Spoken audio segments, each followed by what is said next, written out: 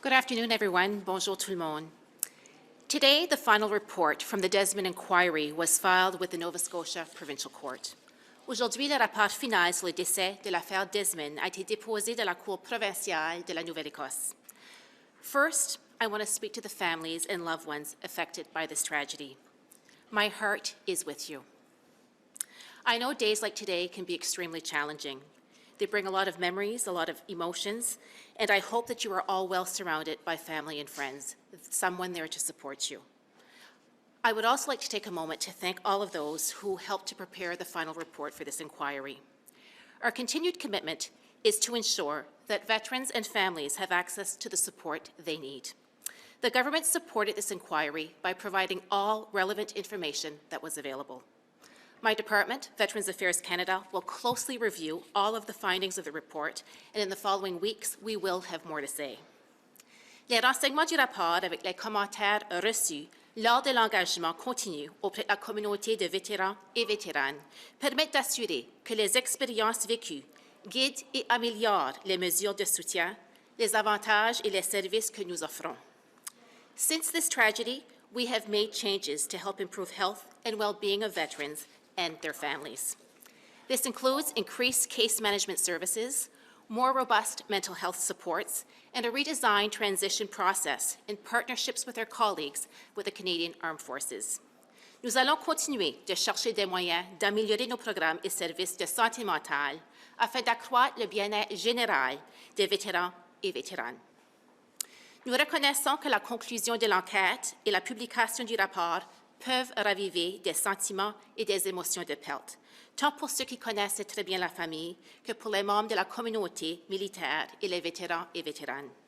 Pour ceux et celles qui en ont besoin de l'aide aujourd'hui, soyez avisés qu'il y a de l'aide disponible. Vous pouvez téléphoner la ligne de crise de suicide au 988, contacter votre professionnel de la santé, ou encore, comme toujours, vous pouvez joindre des professionnels de la santé 24 heures par jour, 7 jours semaine, par l'intermédiaire du Service d'aide d'anciens combattants Canada. To anyone who may need help and support today, support is available.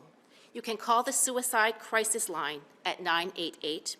You can contact a health professional, and always, always, mental health professionals can be reached 24 hours a day, 7 days a week through Veterans Affairs Canada Assistance Program.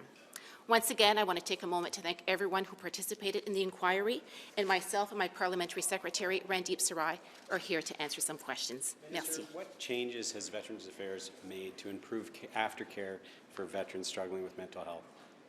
Well, first and foremost, thank you so much for that question. And again, I want to reiterate, my heart is truly with the Desmond family and all of those that have been affected by this tragedy.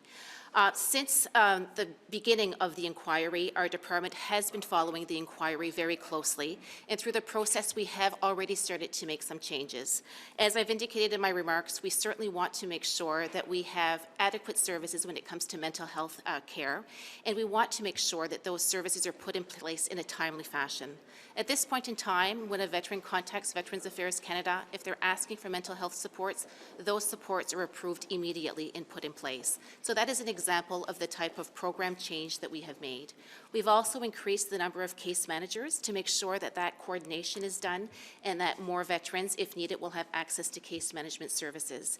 Again, through the course of the inquiry, Veterans Affairs Canada has been following the findings and also the testimony because, again, we want to make sure that we provide the appropriate care to our veterans that are in need. What are you going to do about the transition between healthcare within the military and civilian healthcare, especially with sharing medical records? Well, again, today I haven't had a chance yet to, first of all, to read the report at all. We've just received the document today, and I'm told it's a 500-page document, so I'm looking forward to really diving into that report.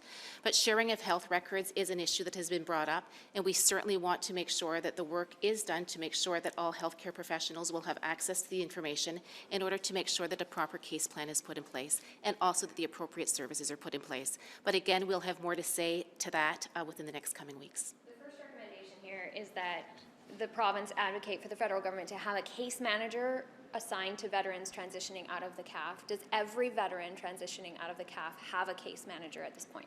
What ends up happening right now when a CAF member is exiting the Canadian Armed Forces, there is an exit interview, an interview that is done in order to determine what level of care is needed. So not everyone necessarily has a case manager, but that assessment is done to determine who in fact does need such a service. And also that can fluctuate. Sometimes when individuals leave the Canadian Armed Forces, perhaps they don't need a caseworker because perhaps there's no injury at the time. But again, that can always change, and putting in place a case manager can also be done at a later time as well. Do you have the capacity within your department to ensure that everyone has a case manager? Again, I think we're going to have to take a few steps back. Today, with respect to the report, I really have to take the time to really properly review the report.